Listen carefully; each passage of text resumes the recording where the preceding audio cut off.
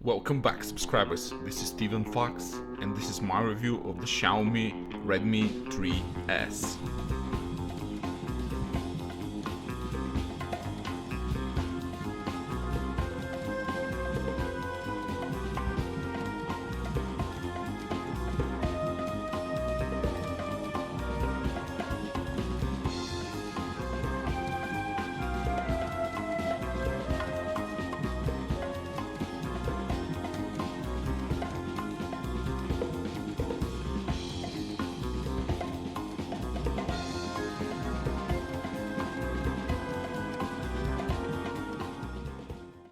Now let's take a look at this compact killer. This is a very nice phone. It has a really small footprint, very nice to hold in the hand. There's a huge market right now for smaller devices since most make phablets like 5.5, 6 inches or higher. And there's still lots of people who either have small hands or prefer to use the device a lot to talk and just prefer good handling, and this device clearly nails that category. It's fast, it has a good camera, fast fingerprint sensor, it's good build quality, and the display is really nice. Camera works really well, as you can see. I'll demonstrate the fingerprint works like a charm every time, had absolutely no problems with it, unlocks almost instantaneous.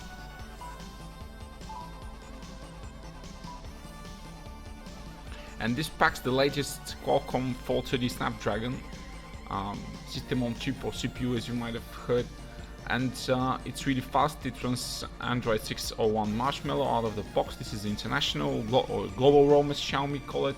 That I had the device, I actually had it with the MIUI 7 and then just straight updated to MIUI 8, which is marginally better than MIUI 7 in a lot of ways.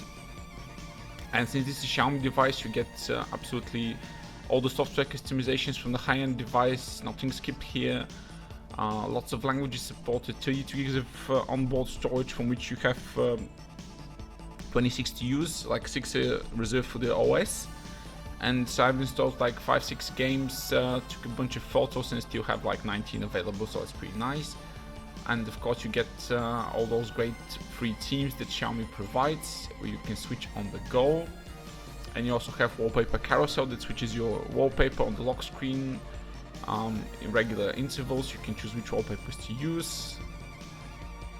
So this is a very customizable device, as are all Xiaomi devices, and that's why people love them, that's why I love them. But more about this device and its specifics. Well, this has all the sensors you need and all the performance you need. It's you really can't really tell the difference between using this and, say, maybe, you know, using a Redmi Note 4 or something. And this is a $140 device that packs 3 GB of RAM and 32 GB of onboard storage. And as you see in a moment, multitasking is really nice. As you can see, you have all the sound options, and if using Xiaomi earphones, the sound quality, as I am doing, the sound quality is much better. It's specific for each headphone. There's a setting. You can also customize the notification light. The thing is that the notification light on this one is embedded just below the home button, as you can see. And I'm demonstrating you can change it to like 6 colors. So for messages, one color, for missed calls to the other, and that's it. It's as I said, lots and lots of customization options. You get all those themes, you get a compass, you get your Mi account, you get your scanner, you get, of course, your remote control for your AC, for your TV box if you want to use it. Of course, it works really great if you have a Xiaomi Mi box or Xiaomi device in general. It works really fast, pairs it really fast, but it generally works everything. I have a Panasonic and an Osaka I feel the need AC, and they're working well. for speed. Ow! Here are the benches, and as you can see, the device runs really well. I've like opened 20-25 apps on it, switch between them, no problems, just maybe a little bit of lag, but that's of course expected of a budget device. It definitely tends to not reload apps, and if you run like 2 games at once, it won't reload them as well.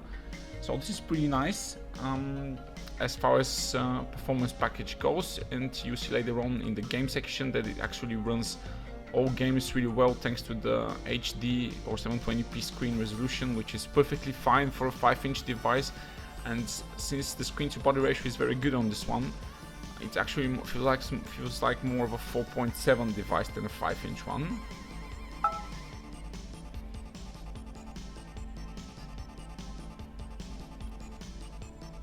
Of course, you can see web browsing is also absolutely not a problem for this device. And here's just some more info. On the Snapdragon 430, you can see 3 GB of RAM in there, 30 megapixel back camera, 5 megapixel front camera, and I'll get to the cameras a bit later on. See absolutely every sensor you need in there. This is as good as any Samsung LG device that's within this price range, even a lot better, because this performance wise is absolutely great as a phone. So that you get like a really premium package. Only thing that's missing is the NFC. It doesn't have NFC embedded, so those of you who rely on it were pretty disappointed. But this, to my surprise, this is a 10-point touch panel on a 5-inch device, which is really great. I see Antutu score is really respectable around the Helio P10 area. Pixel score is absolutely amazing, 56 frames at ultra high quality, which is definitely top class GPU as you can expect from any Qualcomm device. YouTube runs great, 360 views run really well. I'll leave you to enjoy them, and I'll be back a little bit later on. Welcome viewers, this is Steven Fox, and this is my review of the Xiaomi Mi 5S Plus.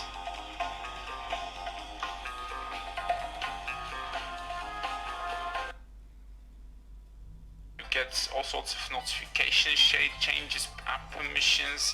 You also get an auto start feature without having to root your phone, so this is something nice. You get an antivirus system also included. It's pretty sweet if you like to customize. There's also like huge.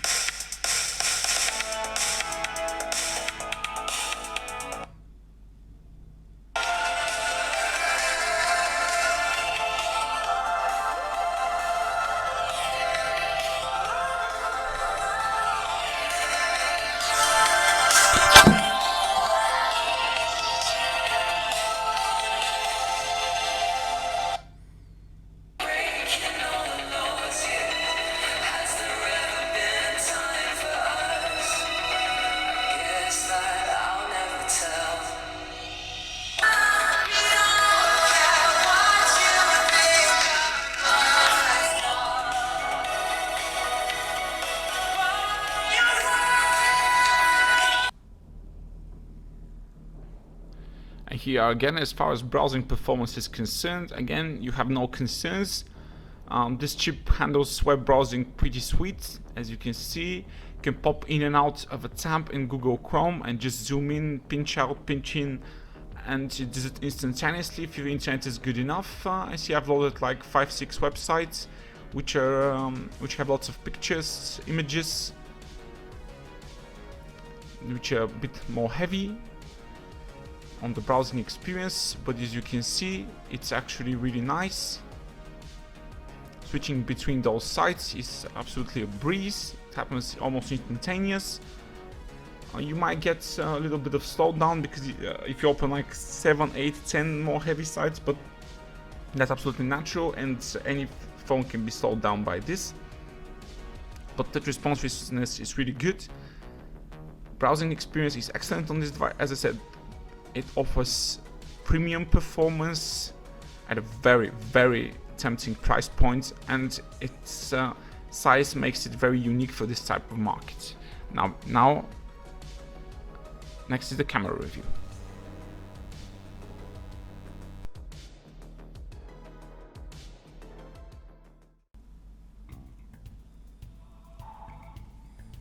Now let's get to the camera. Xiaomi offer a great software and hardware package for this device, but it does have a few drawbacks. As you can see, first let me familiarize with the way it's used. You can manually set exposure by first tapping on the focus and then sliding up and down on the screen. You can disable and enable HDR. There's no auto mode, that's reserved for high-end devices.